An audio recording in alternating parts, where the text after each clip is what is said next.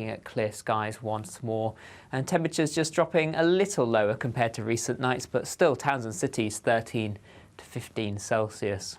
So it means a bright start for many on Monday morning. Plenty of sunny spells, thicker cloud across the north of Scotland, and then all eyes to the west of this area. Low pressure starts to bring in more showery rain into western parts, affecting parts of Northern Ireland, Wales, the West Country at times too. Elsewhere, a mixture of sunny spells and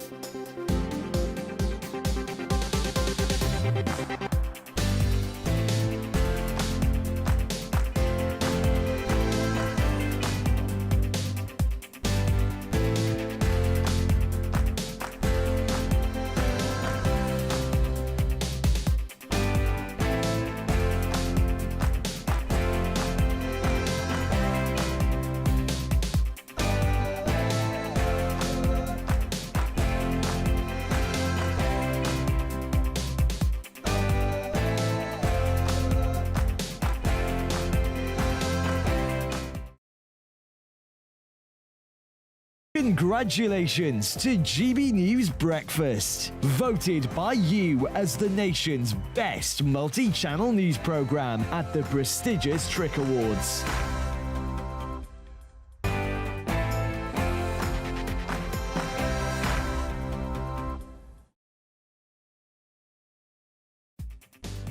There you are, lovely people, welcome along. And in a packed programme tonight, as they used to say, we'll be joined by Reclaim Party MP Andrew Bridgen, who this week raised in Parliament the issue of Nigel Farage being denied a bank account, among much else, I have to say. A very busy week for Andrew. We'll also be talking to Andrew Bridgen together with Dr David Lloyd about the Pfizer vaccine rollout later in the show. And finally, we'll be discussing the return of 38 hazel dormice to the heart of the National Forest in a large secluded woodland. What an antidote to woke are the sleepy dormice. All of that, plus plenty of chat with my brilliant panellist, journalist Julie Cook. But first, an update on the latest news with Ray Addison.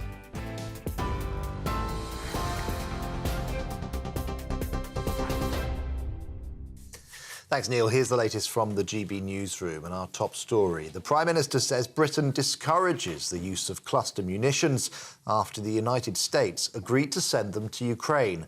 President Biden says he stands by his decision despite criticism from human rights groups. Rishi Sunak, who will meet Mr Biden in London on Monday ahead of the NATO summit, says Britain is supporting Kyiv in other ways. The UK is signatory to a convention which prohibits the production or use of cluster munitions and discourages their use. We will continue to do our part to support Ukraine against Russia's illegal and unprovoked invasion. We've done that by providing heavy battle tanks and most recently long-range weapons, and hopefully all countries can continue to support Ukraine. Well, meanwhile, Ukraine's President Zelensky has visited Snake Island to mark 500 days of war. The area in the Black Sea was retaken by the Ukrainian armed forces a year ago. President Zelensky is now in Istanbul, holding talks with Turkey's President Erdogan in his first visit to the country since the start of the conflict. Demonstrators have been protesting against plans to house asylum seekers on a barge in Dorset. It follows reports that the Bibby Stockholm, which can accommodate 500 people, could arrive this week.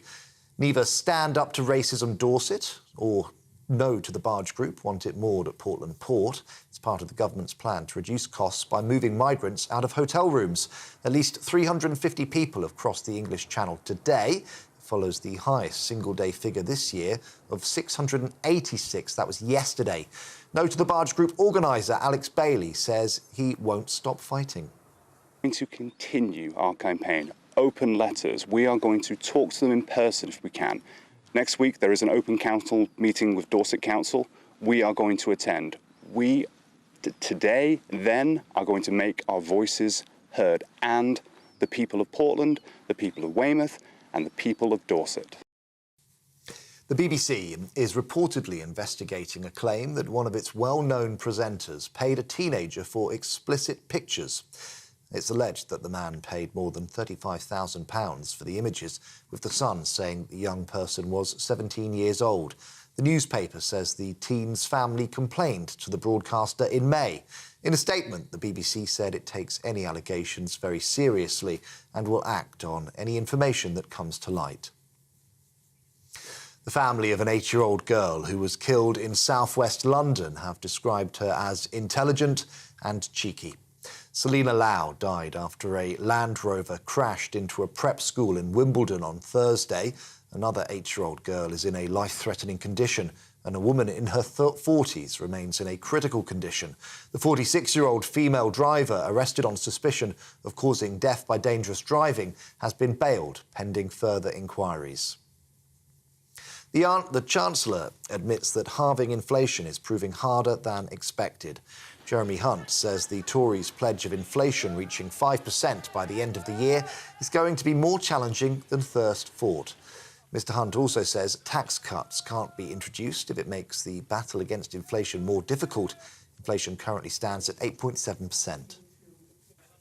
Hundreds of French protesters have defied a ban to march through central Paris against police violence. The demonstration comes a week after riots triggered by the fatal shooting by a police officer of a teenager at a traffic stop.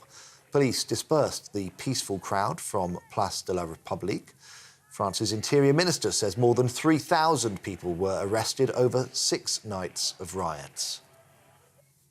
The wedding of George Osborne to his former aide has gone ahead, despite reports that he called in police over an email circulated to guests. According to the Telegraph newspaper, the message was sent as part of a distressing campaign of harassment. A number of well-known politicians have been seen arriving at the service in Somerset, including former Prime Minister David Cameron and former Health Secretary Matt Hancock. We're on TV, online, on DAB+ Radio and on TuneIn too. This is GB News. Back now to Neil.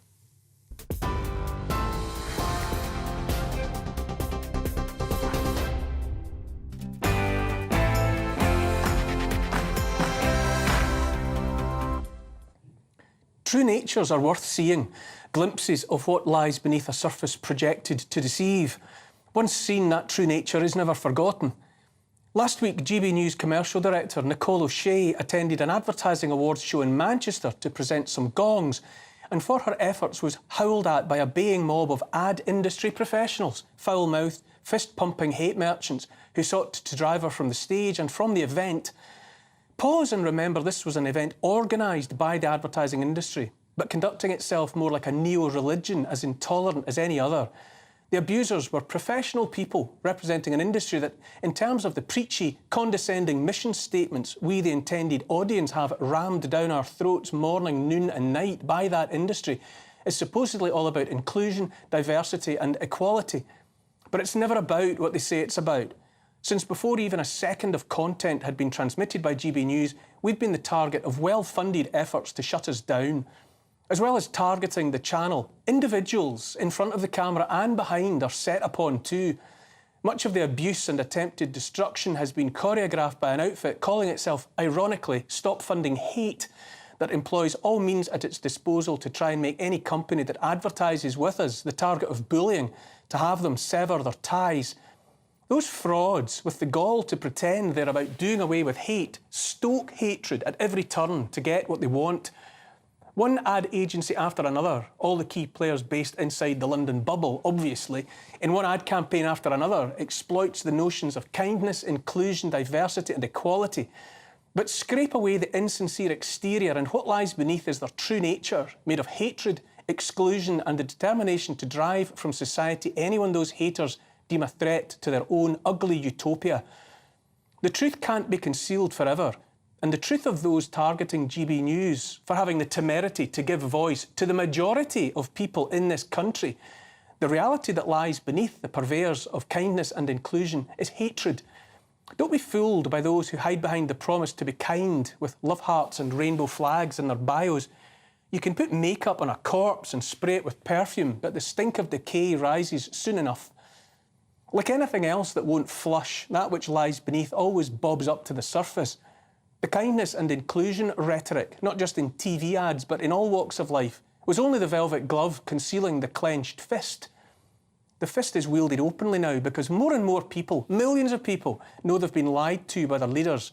Those millions refuse to back down, refuse to shut up, refuse to swallow any more of the lies, refuse to turn blind eyes and deaf ears to the wrong and the damage done, as well as to the blatant intention by the same suspects to commit more wrong and cause more harm.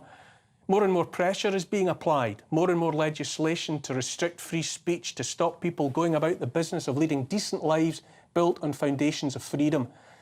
More and more of the stuff of life is being targeted by those who would demand submission. It's almost laughable, although not quite. Bungalow Joe Biden is apparently on the same page as computer software salesman and private jet enthusiast Bill Gates when it comes to plans to block out the sun. We live in a solar system and all life on Earth depends on the sun. But there you go, America's largest private landowner thinks he knows best. Spend hundreds of billions installing solar panels, then block out the sun. Genius, I call it. The sun is only the latest target, in addition to two more of the absolute foundational essentials of life on Earth, being the plant food that is CO2 and also nitrogen, both marked for cancelling and removal.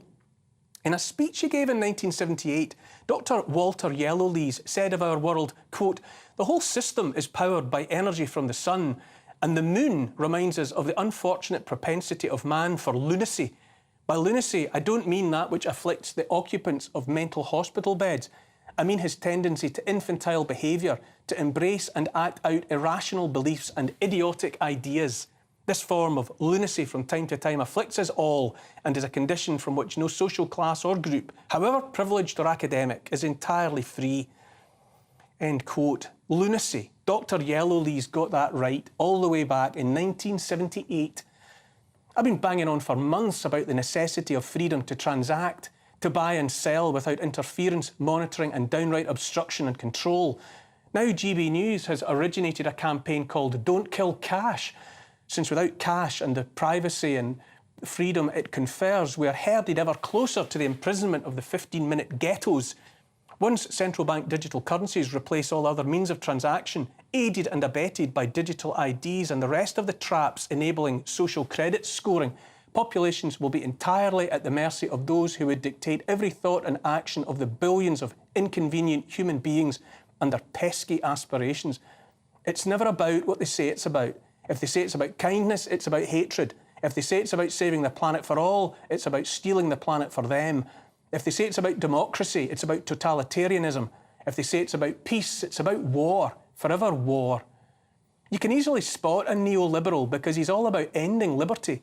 You can spot a neoliberal because he's about censorship and cancellation. You can spot a neoliberal because he's about denying the existence of women. You can spot a neoliberal because he's all about war. If he says it's about convenience for you, then it's about control for him. If he says it's free, then the price is astronomical and you're the product for sale. In the end, if we don't resist, the ultimate price will be our souls. If they say it's about stopping the funding of hate, then it's about the application of thuggery, name-calling. If he says it's about equality, it's about racism, all sorts of racism. What it's always about is control of us by them. And we see where the road leads, to a mob hurling abuse at a lone woman. Are you content to live in a society where, if your opinion is counter to that of the powerful and you express it or otherwise stand up for it, you'll find yourself with your back against a wall? When the war in Ukraine started, there were many with questions about the geopolitics, and we were silenced as Putin apologists. And then last week, Robert F. Kennedy Jr., would-be President of the United States of America, openly talked about former UK Prime Minister Boris Johnson as the NATO bag carrier who went to Ukraine when he was told to, and there scuppered any hopes of peace and an end to that war. Kennedy set Johnson's name alongside the hundreds of thousands of Ukrainians and Russians who have died since then. Who could ever have imagined, far less predicted, hearing as much said about a British Prime Minister of yesterday by a potential American President of tomorrow? Now the United States will send cluster bombs that Ukrainians might drop on fellow Ukrainians. Cluster bombs, as bad as landmines and deemed unforgivable around the world. And yet that bitter crop will be sown in Ukrainian fields, there to lie in wait for generations of farmers and children who'll die as collateral damage in the decades ahead. If it's far right to question war that's enriching the few, to stand up and speak for the survival of cultures across Europe and around the world, to speak up for the rights of women, to abhor war as profit, then right-wing I must be. Remember, it's all being stoked by those who care only about themselves and power. Damned fools who would spit abuse into the face of a lone woman at an awards ceremony because she represents an organisation doing its best to promote freedom of speech and breadth of opinion are yet more puppets, their strings pulled by those who would set people at each other's throats on whatever grounds seem most likely to have the desired effect: skin colour, belief, opinion. If we're angry with each other, it's because too many have been distracted, too distracted properly to direct their righteous fury toward the tiny source of the real problem. The moment we stop hurling abuse at one another, being intolerant of one another, the moment we come together as people, white, black and brown, Christian, Muslim, Jewish, Hindu, Buddhist or no religion at all, the moment we come together as human beings united by faith in family and freedom, when that moment comes, then it's over for the totalitarians and the rest of the few that want this world for themselves. This is a war for our future and our children. Last week in the USA, Independence Day, as it happens, saw the opening of a movie called Sound of Freedom. It's about the efforts of one Tim Ballard, sometimes special agent for the Department of Homeland Security, who walked away from his job to risk and dedicate his life to saving children from child trafficking. Child trafficking is more profitable than international arms trading. It'll soon be more profitable than the drugs trade. Millions of children are being traded, raped and murdered. Maybe you've heard of this man and this story and this movie. Maybe you haven't. If you haven't, it's likely because of a huge and concerted effort by the powerful to prevent any of it seeing the light of day. In spite of that effort, it has been the biggest selling movie in the US this week. Here's the thing. Ask yourself why the powers that be would encourage spitting bile at those who don't share their worldview while preferring to ignore the buying and selling of babies and children. Ask yourself that question and wonder about the extent to which millions of people have been distracted from the necessity to make the truth the paramount concern of our civilization, indeed, the paramount concern of our species, before it really is too late.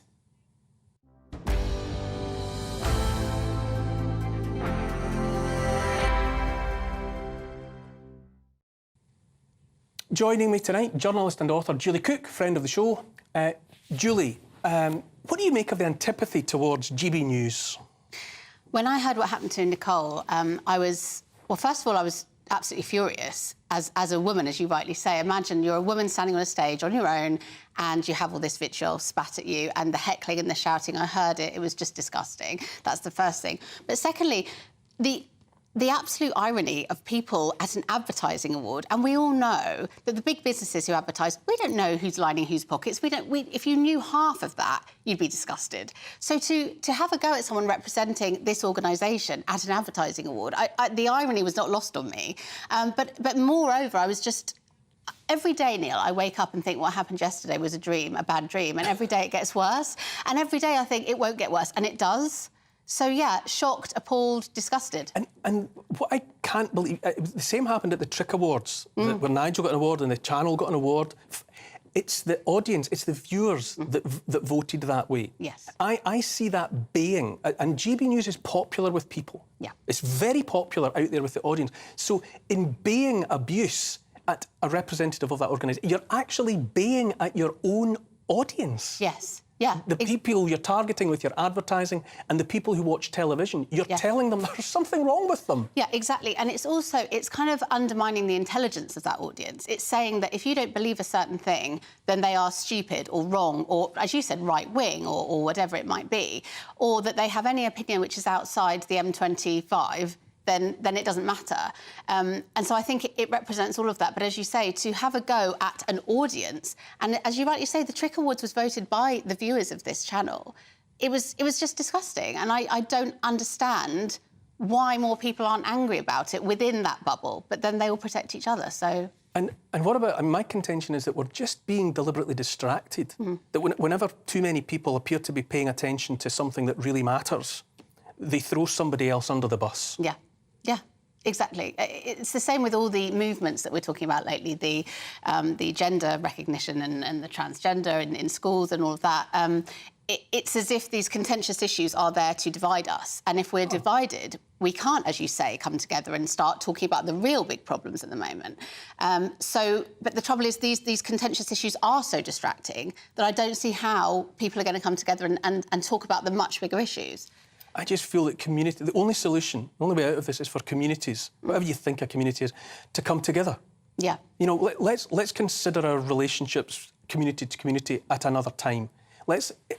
For the moment, let's just pay attention to the fact that we are being led down a dark path that's in none of our interests. Yeah. Yeah, and I think, as you've said before, and we've talked about on this show many times, it's the undermining and sort of derision of the family as a unit. I think that's really important at the heart of any community, whatever religion you are, the undermining of family. And I think that's what's wrong here. We've got to get to a break. Thanks for that. We'll be speaking next to Reclaim Party MP Andrew Bridgen. Just a moment, but first, here's your weather. A brighter outlook with Boxed Solar. Proud sponsors of weather on GB News. Hello there, I'm Greg Dewhurst and welcome to your latest GB News weather forecast, where we continue to see some heavy showers, possible thunderstorms through the rest of the weekend, and still fairly warm and humid across the UK. Looking at the bigger picture, in this area of low pressure just sits to the west of us, allowing that warm air to come up from the near continent, developing those shower clouds and thunderstorms across the UK right through the rest of the weekend. And we still have thundery showers across the north and the east this Saturday evening. Could be some local disruption. Some longer spells of rain for Scotland, northeast England for a time too into the early hours. But for many, it will become quieter. There'll be clear spells, but still fairly warm and humid tonight, particularly in the east, lows of 17 or 18 degrees, whilst the west will be a little fresher. Sunday morning, a bright start for many. Cloud and outbreaks of showery rain pushing into southeast England, and the rain across Scotland takes its time to clear here.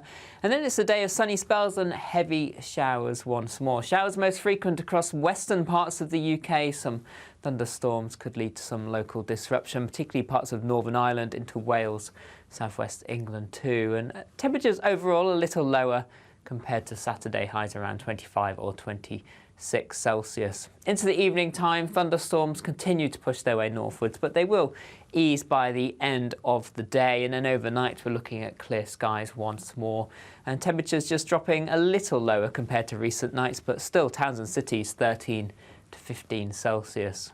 So it means a bright start for many on Monday morning. Plenty of sunny spells, thicker cloud across the north of Scotland, and then all eyes to the west of this area. Low pressure starts to bring in more showery rain into western parts, affecting parts of Northern Ireland, Wales, the West Country at times too. Elsewhere, a mixture of sunny spells and scattered showers breaking through. Further showers are expected Tuesday and Wednesday. Temperatures a little fresher than they have been of late. A brighter outlook with Boxed Solar. Proud sponsors of weather on GB News.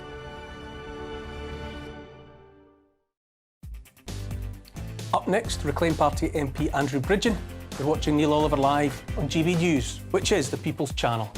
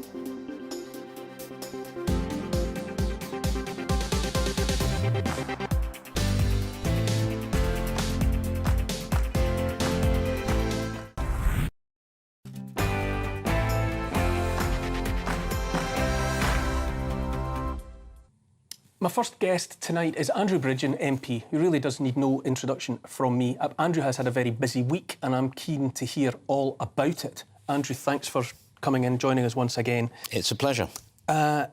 You raised the issue of bank accounts, specifically around Nigel Farage, but... Yeah, Monday morning, the House doesn't sit till 2:30. I put in for an urgent question, get the Minister to come to the dispatch box. Obviously, we heard what Jeremy Hunt had said about bank accounts. I think it's a matter of huge concern. First of all, they're coming for Nigel Farage's bank account. And to a point, he's got a platform, he's got a position. but then they'll come for somebody else's, and eventually they'll be coming for your viewers' bank accounts at this rate. And the problem was that the Speaker's panel decided that wasn't worthy of note and discussion, and no minister came to the dispatch box to answer questions. How can that be when every person, every functioning adult is united by one thing, if nothing else, and that's the necessity of a bank account? I can't think of anything that's more set to cancel someone in our modern society than not having access to a bank account and banking facilities. You really can't function as a human being. How do you read that unwillingness, that refusal to Well, address? I've seen what Nigel's bank has said in its defence for cancelling his bank account, that he didn't meet the criteria, but that doesn't explain why 9 other banks wouldn't open an account for him. And quite honestly, as an MP for the Reclaim Party, I mean, for 3 years, a fully authorised political party with the Electoral Commission, and we haven't been able to have a bank account that we can put donations and memberships into. It's alarming, is it not, Julie? It's dystopian. It's the kind of stuff that would have been written about by George Orwell and that we never thought could happen. As you say, without a bank account, you don't exist. So to take someone's right away, as you say, to transact, if they want a cashless society, then you need a bank account. If you take that away, how do you transact? How do you even live? This has been going on for years. You know, and you know, for example, you know, Tommy Robinson, Katie Hopkins, they lost their accounts in this. I've also been told this week of 4 former Brexit Party MEPs who've lost their bank account. Ought we to have spoken up earlier? Because the lesson from history is always, you know, it's not about the identity, nor indeed the views of the people that are being discriminated against. It's the discrimination itself that you want to go after. Should we all have been more I think we should always defend the freedoms of people we don't necessarily agree with. And obviously Nigel, for some people, is a Marmite politician. But if you don't defend Nigel's right for a bank account, who's going to defend yours? And, you know, a shortage of time and all of the rest of it. There was much more of that in your week. Yes, I went out to Brussels and addressed a meeting in the European Parliament on Tuesday. I was invited over. There is a procedure in the EU Parliament where they have 7 citizens and 7 MEPs and they can raise an issue. It's not been used very often, but that was the procedure we were using. And I got to give a speech and, you know, it was never on my bucket list, but I did get a standing ovation in the EU Parliament. But having led Leave for the East Midlands on a successful campaign, it wasn't what I was expecting. But, Neil, we're living in strange times. It's very interesting, given that I have watched, as I'm sure Julie has watched you address basically an empty chamber in the Mother of Parliaments in Westminster. And yet, what was the flavour in that chamber?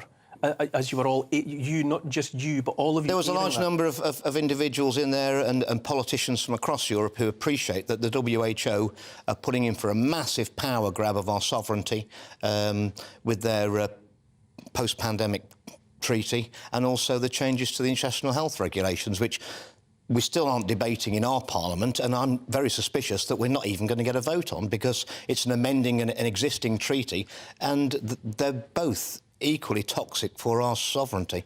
Julie, do you feel that when it comes to, well, what's called the mainstream media, that there's enough coverage of this? You know, that the WHO amended treaty, as Andrew has said, proposes it's a power grab. Do you feel that you hear about it? They'll be able to declare a public health emergency of international concern, seize powers, and they'll also decide when it's over. And as you know, even from COVID-19, they only declared it was over a few months ago. I think we're still in the monkeypox one, so that would still be going on. Do you feel I mean, I don't feel we hear about it. No, we don't. In the channels. No, we don't. And I think since the pandemic, they've sneakily done it, haven't they? To the point that a lot of people think, well, they know best, but they clearly don't, and that's the worrying thing. Well, they won't even have a review into the decisions and the guidance they gave in the last pandemic. So they think that was all perfect. Lockdowns, mandatory vaccines, mRNA technology. They can do no wrong. I think most of the public will disagree that it was fairly badly handled. When you look at that in the round, you know, you're talking about what's happening with bank accounts, and to some extent with the WHO. It seems to me that this is the Klaus Schwab and the World Economic Forum's stakeholder capitalism made real. It's baffling enough that it's going on in our Parliament and no one wants to talk about it. But when you actually widen out and look, it's happening in all the parliaments around the world at the same time. You've got to ask questions, and it is to the playbook, isn't it? Julie, how do you think that we as regular punters should be responding to all of this? I think we should be talking about it more, but as you say, as we spoke about before, it's very difficult when we're being distracted with so many other news stories, which are there clearly to deflect this. I also think that when you do query something like that post-pandemic, you're thrown in with so many other labels, such as, oh, you're an anti-vaxxer, oh, you're anti-trans, or whatever other sort of things are being bandied about at the moment. As we say, that's a distraction. It's almost as if you dare question it, you are then thrown to the wolves as whatever label you're then given, and that's why we can't have a debate about it. Andrew, you also spoke, recently about trying to take action to make parents be kept informed about what's happening to their children. Yes, I put forward last week, the week before last, a 10-minute rule motion to bring in a bill to outlaw the social transitioning of children in schools before they're of age of majority, and also that parents had to be informed if that was happening, and also to reinforce the rules that are already there, that parents should have a right to see the material that children are being taught in school regard to sex education. And unfortunately, the Conservative Party decided to tell their MPs not to vote for it. In fact, I think 11 of them voted against it, with some Labour MPs, and that bill went down. And I had a policeman in Parliament came up to me privately this week and was shaking with tears and said, what's gone wrong with this country? We don't even protect our children anymore. We have to get to another break, after which we'll be picking up more of this conversation, also involving GP David Lloyd. But stay with us, stay with the People's Channel.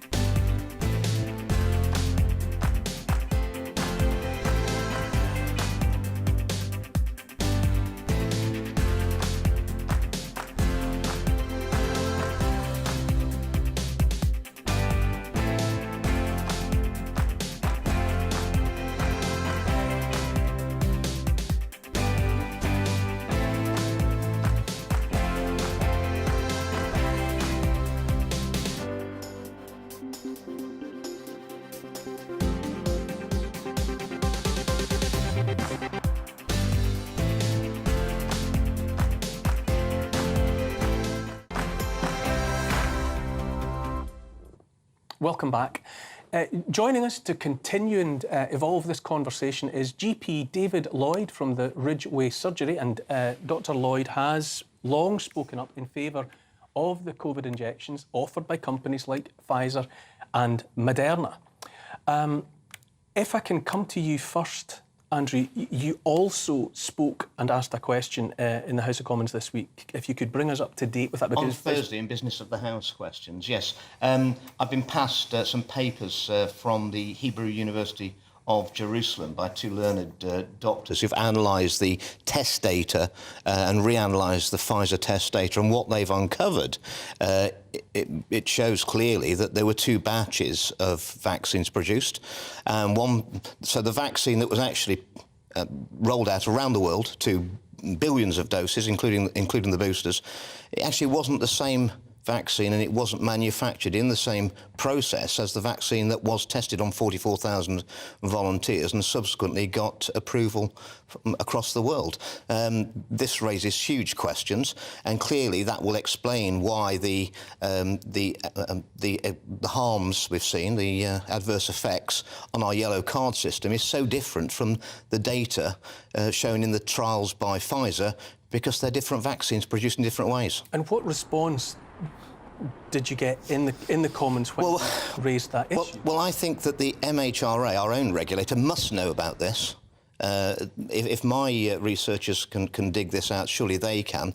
If they didn't inform the minister, that actually would be a criminal offence, and I pointed that out. And obviously, if the minister was aware that the vaccine that was rolled out hadn't actually been tested on 44,000 people, as was claimed, it's actually rather worse.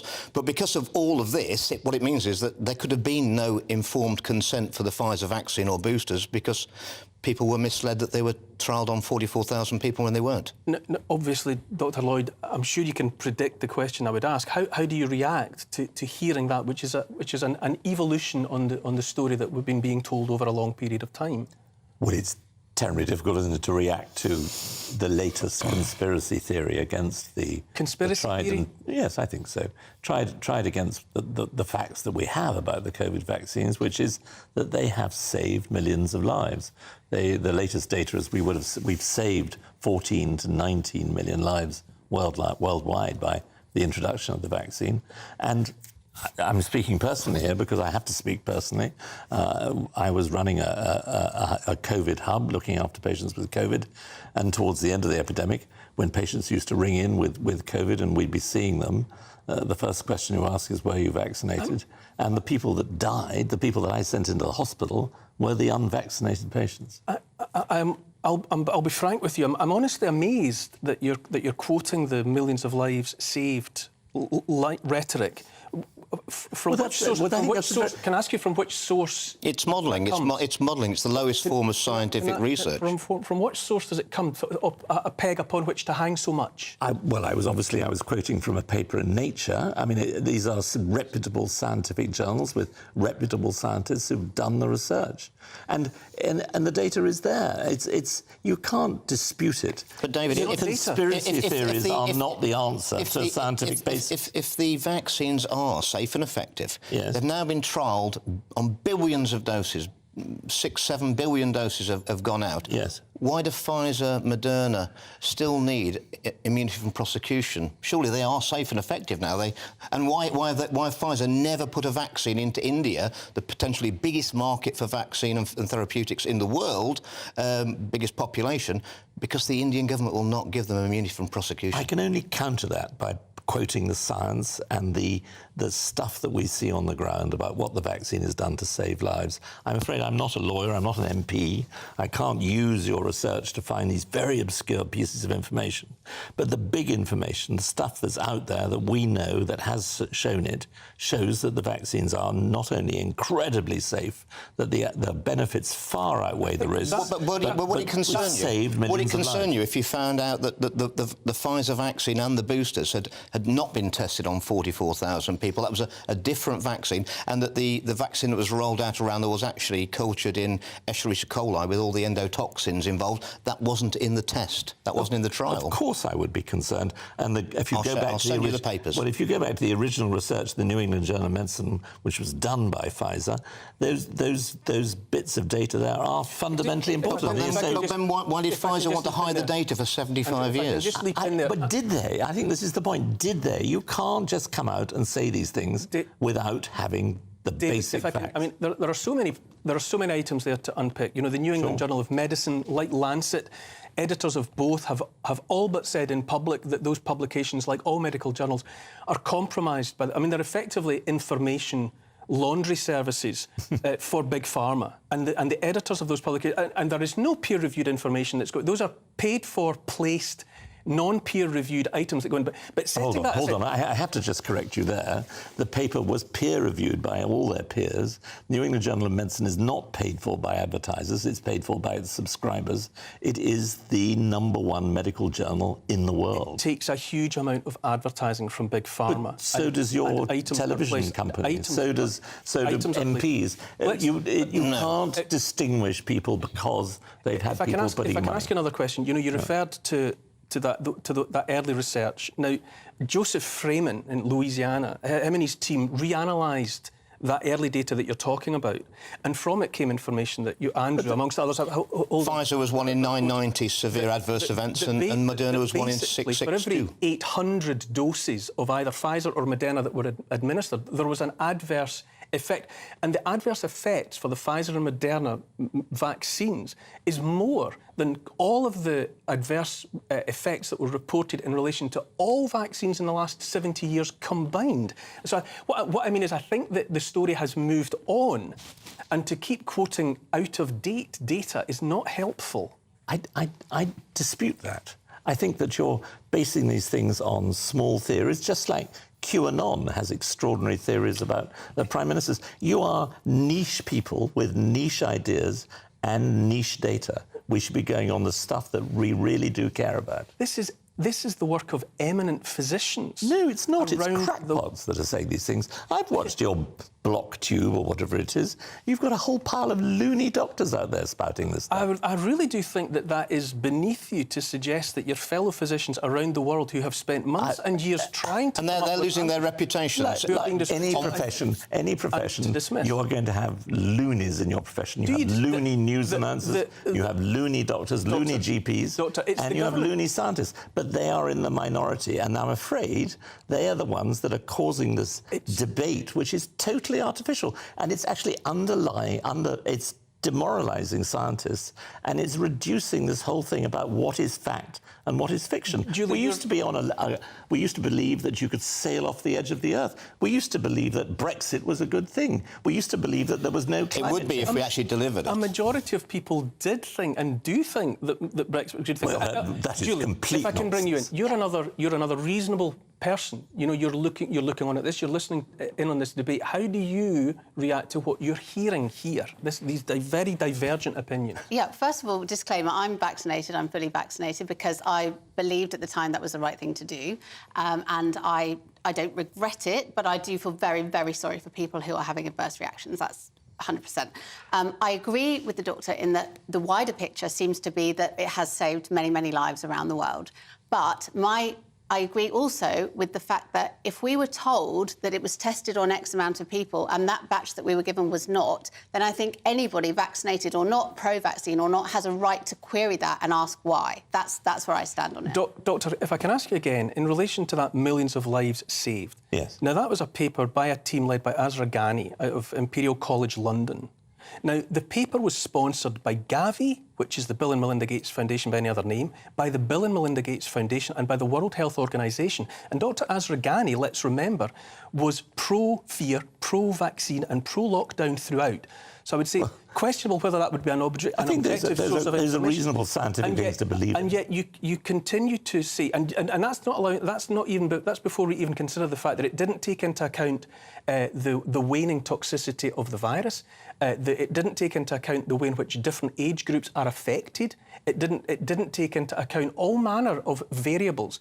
And yet you're still saying millions of lives saved. And that's the only source for that claim. Why, after I spoke out, if it's all safe and effective... If I could just let the doctor respond. Well, I love the fact that you're trying to undermine science in general, but I object. I object on every level to these... But just objecting is not enough. We need science. Why did the government stop the rollout? Why did the government stop the rollout of the vaccines to the under-5s when I spoke out in Parliament last December when it was rolled out across if there was no risk? I'm afraid... Why did when they were asked to authorise them, why didn't they in the end? As I say, I'm going to come back to my basic premise. I'm a GP. I work on the ground. The people that I saw with COVID who died were unvaccinated, and the people who didn't die were the ones who were vaccinated. And that is the same if you talk to every reasonable doctor around the world. They have seen the effect of vaccines, and that there is no doubt about. And the fact that you're bringing up this stuff is undermining the whole scientific principle. What's going to happen in the next pandemic when there is these counts are there? How did you react? If another company brings along another vaccine, are you all going to say, sorry, we won't do that? How you react to the fact that when the Pfizer spokesperson, in answering a question, made plain that Pfizer had never even been asked to test whether their product would stop transmission, and yet the entire get an injection to save your community was predicated upon a non-existent fact. It had never been tested for stopping transmissibility. How did you react to that? Well, that was a later stage, wasn't it? The first thing to do was to protect individuals, and that we know it does. It not only protects you from dying, but it prevents you from getting serious disease and hospitalisation. Are you doubting that? I absolutely question that. I question the safety and efficacy of those products. So you doubt the fact that the Pfizer vaccine works? Well, if you're asking me, I think those products did nothing or they caused harm. But that's purely my opinion. But that's nonsense. I'm going to go... It's not. It's a matter of scientific challenge. Have you been vaccinated? We have to go to a break. Unfortunately, yes. So Andrew Bridgen has been I haven't. I am untouched by the needle and my whole family. We're going to talk about Dormouse after this, after we've all had a good old think about what happened here in the last 5 minutes.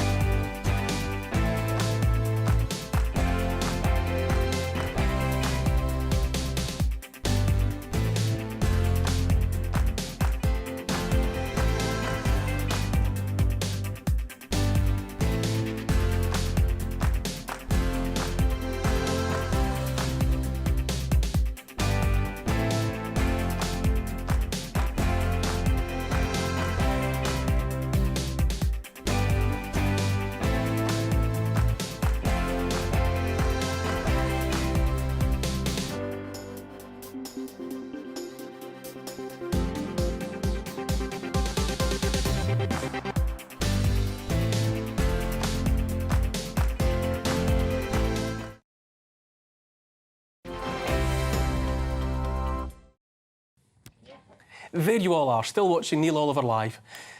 Fittingly, in a world in which so many people seem to me to be sleeping through the greatest period of change in recent history, our last item tonight is about that sleepiest of rodents, the dormouse. 38 rare hazel dormice have been reintroduced to a specially prepared part of the National Forest at Cock Abbey in Derbyshire. Here to tell us all about this encouraging development is Ian White, Dormouse and Training Officer for wildlife charity The People's Trust for Endangered Species. Good evening. What an excellent job title you have. It's quite nice, isn't it? I think I'm the only one in the UK, so it's quite a nice position to be in. How endangered is the dormouse, hazel or not? Well, information we have from monitoring programme we've been running for the last 30 years shows that we've lost over 50% of our dormouse population since the year 2000. So, yeah, in terms of population decline, that's quite significant. And also, we know they've been lost from at least 17 English counties in the last 100 years. So a decline in both range and population. What's happened since 2000, which is, in evolutionary terms and the rest, is recent history? What has happened since then to half the population?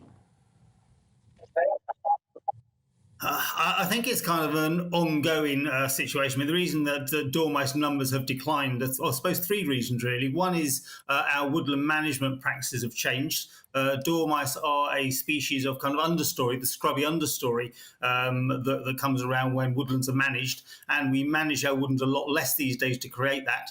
Also, a lot of our woodland areas are becoming a lot more isolated in the landscape, so it's much harder for dormice to find them and get to them. And also, climate change is having an impact. Winters seem to be more variable these days, which isn't good for a hibernating animal like the dormouse.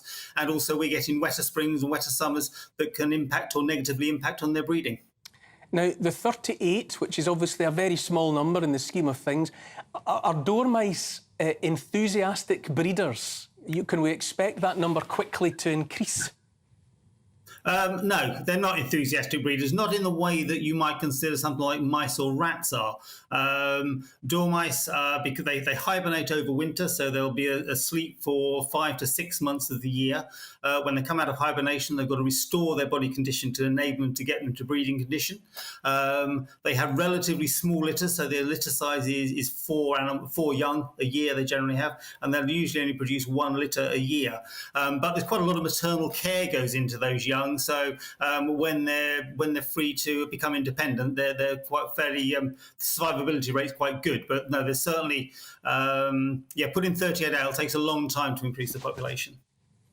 And it's clearly, I would say, it's clearly something that we owe a great deal to Alice in Wonderland. I think there's a genuine, abiding affection for the dormouse in Britain. So we wish them all the very best. I've run out of time for this lovely story, Ian, but thank you so much for being able to offer that contribution. Very illuminating. I love a dormouse. There we go. That's all we have time for this evening. Thank you to all who are watching or listening. I'll be back. We'll be back at the same time next week. Julie, what did you make of it? The show or the dormice? Both, if you like. The dormice I felt guilty about because I'm a cat owner, so I was thinking, oh God. But the show, I think, was a really interesting debate, a lively debate. And OK, everyone disagrees, but that's what this show's about. Yeah, I thought it was really apposite somehow that a sleepy rodent was the follow-up to that debate. It was perfect. It was perfect. Very good, very good.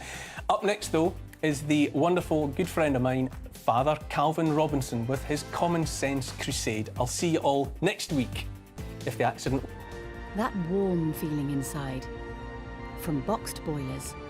Proud sponsors of weather on GB News. Hello there, I'm Greg Dewhurst and welcome to your latest GB News weather forecast, where we continue to see some heavy showers, possible thunderstorms through the rest of the weekend, and still fairly warm and humid across the UK. Looking at the bigger picture, in this area of low pressure just sits to the west of us, allowing that warm air to come up from the near continent, developing those shower clouds and thunderstorms across the UK right through the rest of the weekend. And we still have thundery showers across the north and the east this Saturday evening. Could be some local disruption. Some longer spells of rain for Scotland, northeast England for a time too into the early hours. But for many, it will become quieter. There'll be clear spells, but still fairly warm and humid tonight, particularly in the east, lows of 17 or 18 degrees, whilst the west will be a little fresher. Sunday morning, a bright start for many. Cloud and outbreaks of showery rain pushing into southeast England, and the rain across Scotland takes its time to clear here. And then it's a day of sunny spells and heavy showers once more. Showers most frequent across western parts of the UK. Some thunderstorms could lead to some local disruption, particularly parts of Northern Ireland into Wales, southwest England too. And temperatures overall a little lower compared to Saturday, highs around 25 or 26 Celsius. Into the evening time, thunderstorms continue to push their way northwards, but they will ease by the end of the day. And then overnight, we're looking at clear skies once more, and temperatures just dropping a little lower compared to recent nights, but still towns and cities 13 to 15 Celsius. So it means a bright start for many on Monday morning. Plenty of sunny spells, thicker cloud across the north of Scotland, and then all eyes to the west of this area. Low pressure starts to bring in more showery rain into western parts, affecting parts of Northern Ireland, Wales, the West Country at times too. Elsewhere, a mixture of sunny spells and scattered showers breaking through. Further showers are expected Tuesday and Wednesday. Temperatures a little fresher than they have been of late.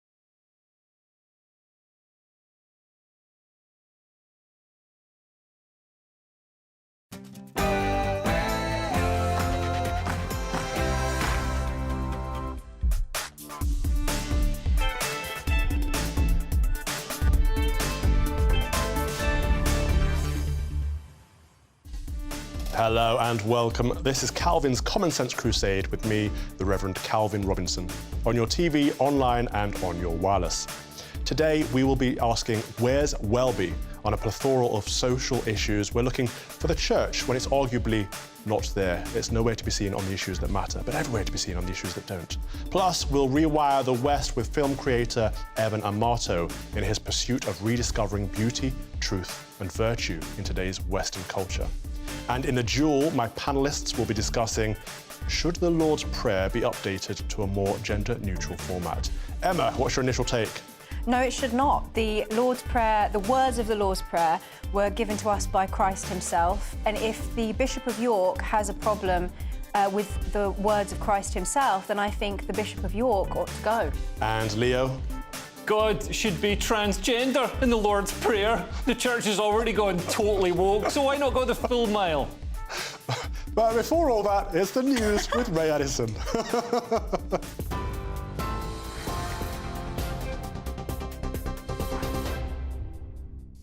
Here's the latest from the GB Newsroom, and our top story this hour. Priti Patel is criticising the BBC over its response to claims that one of its well-known presenters paid a teenager for explicit pictures. The broadcaster says it's investigating after it was alleged that the man paid more than £35,000 for the images. The Sun newspaper says the young person was 17 years old, and the teen's family complained to BBC bosses in May. In a statement, the BBC said it takes any allegations very seriously and will act on any information that comes to light. The former Home Secretary described that response as derisory and is calling